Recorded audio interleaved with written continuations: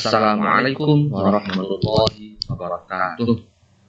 Puji syukur kita panjatkan kepada Allah Subhanahu wa taala dengan mengucap alhamdulillahirabbil alamin yang telah memberikan kita kenikmatan dan kesehatan sehingga kita dapat terus belajar dengan keadaan sehat walafiat. Pada kesempatan kali ini kita akan belajar tentang khalifah. Pada video sebelumnya kita sudah belajar pengertian Khulafaur Rasyidin. Untuk saat ini kita akan belajar tentang khalifah yang pertama, yaitu Khalifah Abu Bakar As-Siddiq dalam mata pelajaran sejarah kebudayaan Islam. Untuk itu, marilah kita awali pembelajaran kita pada kali ini dengan membaca bacaan basmalah. Bismillahirrahmanirrahim.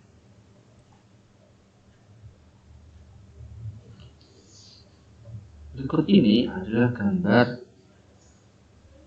Khalifah Bakar As-Siddiq.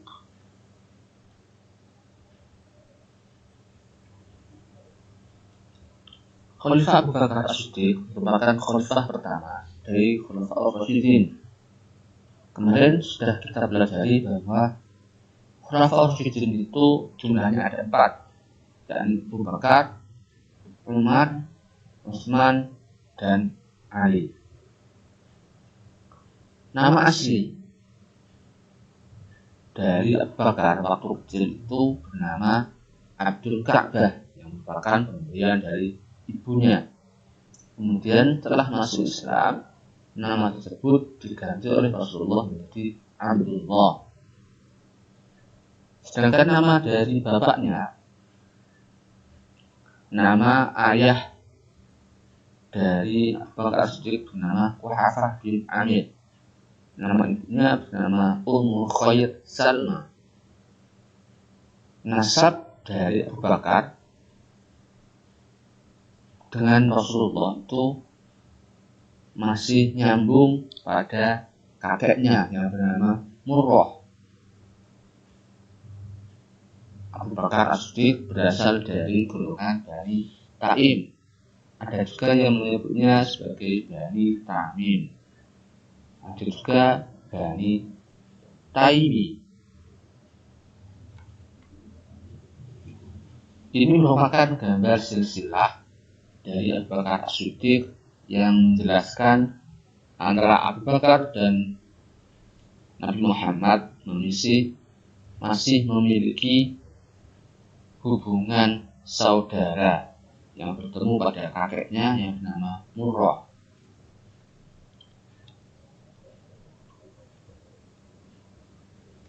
Gelar kekhalifahan yang diterima oleh Abu Bakar As-Siddiq yaitu Khalifatu Rasulillah, yang artinya pengganti Rasulullah. Abu Bakar As-Siddiq sendiri lahir pada tahun 573 Masehi dan wafat pada tahun 634 Masehi.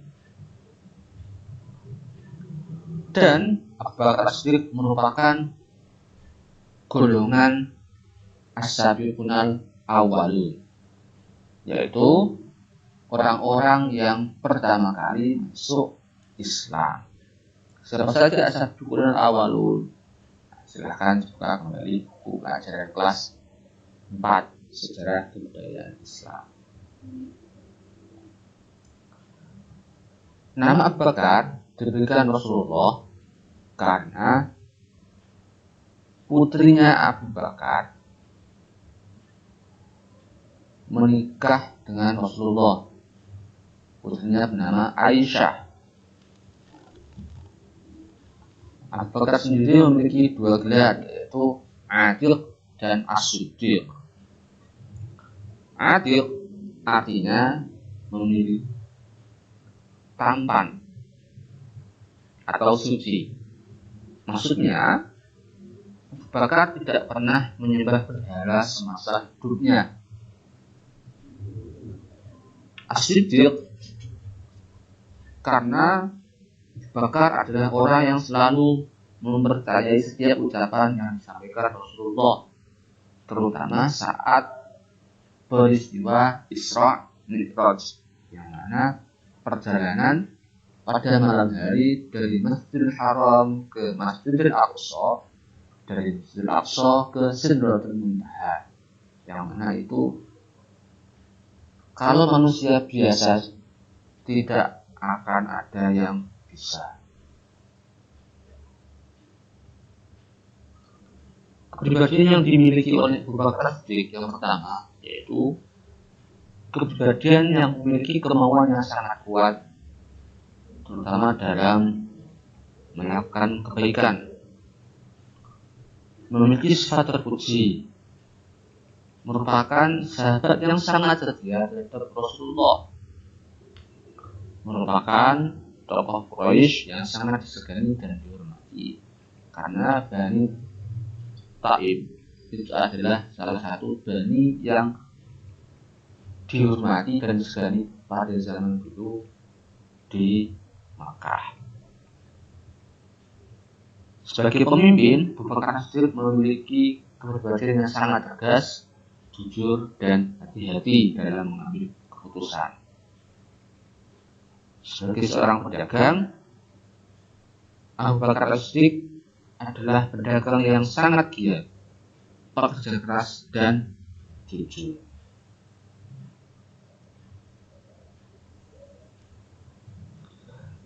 Saat menjabat sebagai khalifah, perjuangan dan kebijakan Khalifah Abu Bakar yang menjabat kurang lebih sekitar 2 tahun 3 bulan itu banyak sekali. Yang pertama adalah menyadarkan kaum murtad dan palsu. Setelah Nabi Muhammad wafat, banyak orang-orang yang murtad dan juga banyak yang mengaku sebagai nabi. Kemudian menyadarkan orang yang tidak membayar zakat, karena dianggap membayar zakat itu ketika Rasulullah masih hidup saja. Kemudian membebaskan penduduk Irak dari penjajahan Persia dan penduduk Syria dari penjajahan Romawi. Memperluas wilayah kekuasaan Islam keluar dari Jazirah Arab, sehingga Islam terus berkembang, tidak hanya ada di Jazirah Arab, dan akhirnya sampailah Islam itu di Indonesia.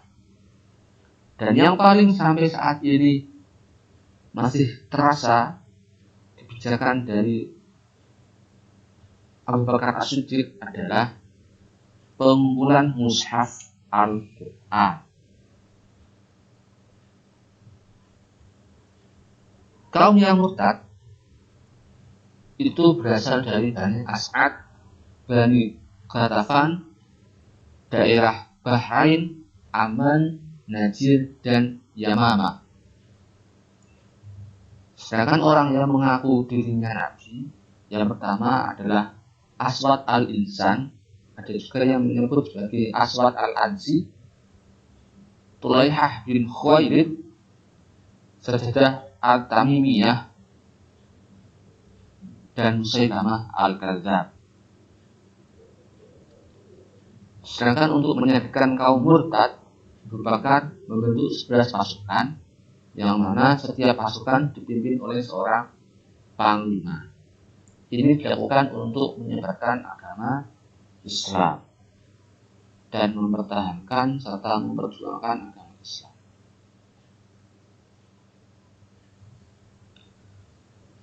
Upaya perluasan wilayah Islam mulai dari Syria, yang mana ditaklukkan dalam waktu 40 hari, kemudian Persia yang ditaklukkan pada bulan Muharram tahun 12 Hijriah tahun 633 Masehi. Dalam perjuangannya, Abu Bakar juga menghadapi Kaisar Romawi yang bernama Heraklius pada bulan Jumat akhir tahun 13 Hijriah atau Agustus 634 Masehi. Peperangan antara kaum muslimin dengan kaum Yahudi atau yang berada di Romawi, pasukan Romawi, jumlah pasukannya itu untuk pasukan Romawi berjumlah 240.000 pasukan, sedangkan kaum Muslim hanya berjumlah 40.000 pasukan. Dan dalam perang tersebut disebut dengan perang Yarmuk. Dalam perang Yarmuk inilah Abu Bakar wafat.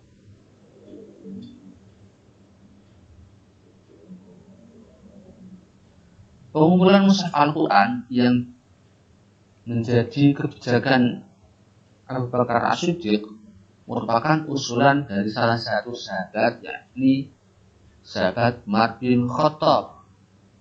Mengapa Umar bin Khattab mengusulkan pengumpulan mushaf Al-Quran padahal pada zaman Nabi itu tidak diajarkan oleh Nabi? Karena menganggap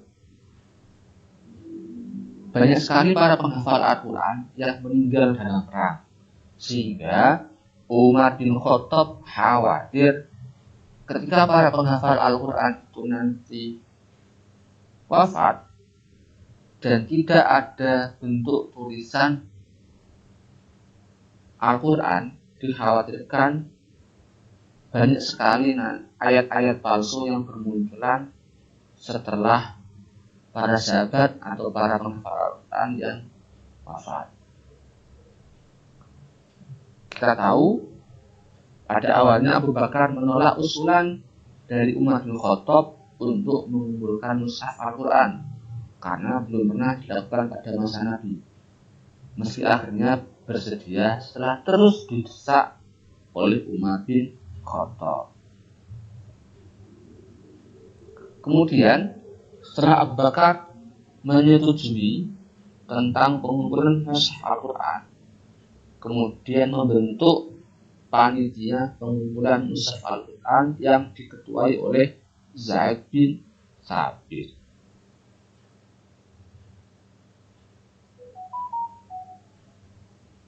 Abu Bakar menggunakan sebagian besar hartanya untuk membela Islam. Kita tahu Abu Bakar adalah orang yang sangat kaya, pedagang yang sangat kaya, sehingga harta kekayaan yang dimilikinya sebagian besar untuk memperjuangkan dan membela agama Islam. Selain itu, Abu Bakar juga menggunakan hartanya untuk membebaskan para budak dan kemudian dimerdekakannya untuk diajak masuk Islam. Di antaranya adalah sahabat Bilal bin Rabah. Abu Bakar wafat pada saat perang Yarmuk berlangsung karena sakit. Makam Abu Bakar sendiri berada di sebelah kanan makam Rasulullah yang berada di kota Madinah.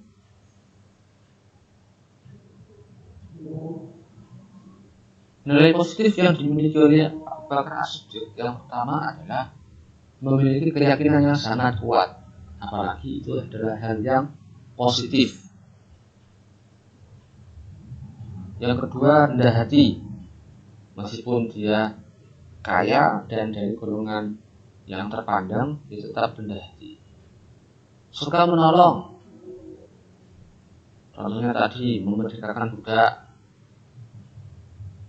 Dermawan, suka memberi pada orang yang membutuhkan. Sederhana, meskipun Abu Bakar itu orang yang kaya dan terpandang, hidupnya tetap sederhana.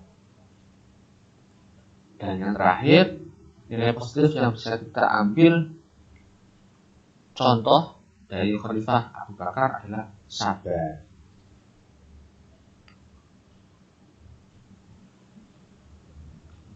Berikut ini adalah ekspansi wilayah kekuasaan Islam pada masa Abu Bakar As-Siddiq.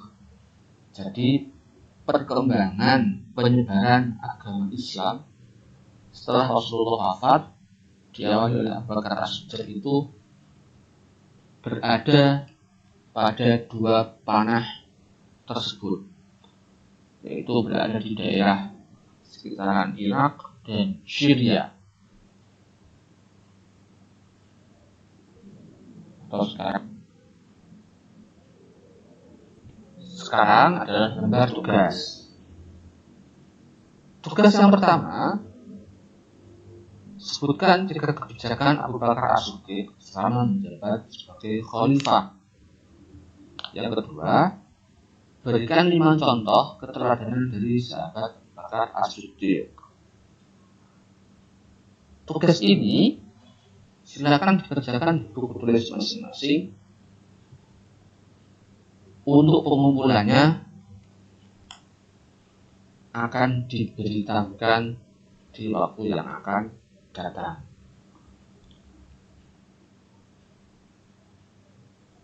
Demikianlah pembelajaran kita tentang sahabat atau khalifah Abu Bakar As-Siddiq. Semoga apa yang kita pelajari ini memberikan manfaat bagi kita semua. Kita bisa ambil hikmahnya untuk pembelajaran kita di masa yang akan datang. Jangan lupa tugas-tugasnya dikerjakan dan dikumpulkan jika sudah waktu pengumpulan. Marilah kita akhiri pembelajaran kita pada kali ini dengan bacaan hamdalah. Alhamdulillahirabbil alamin.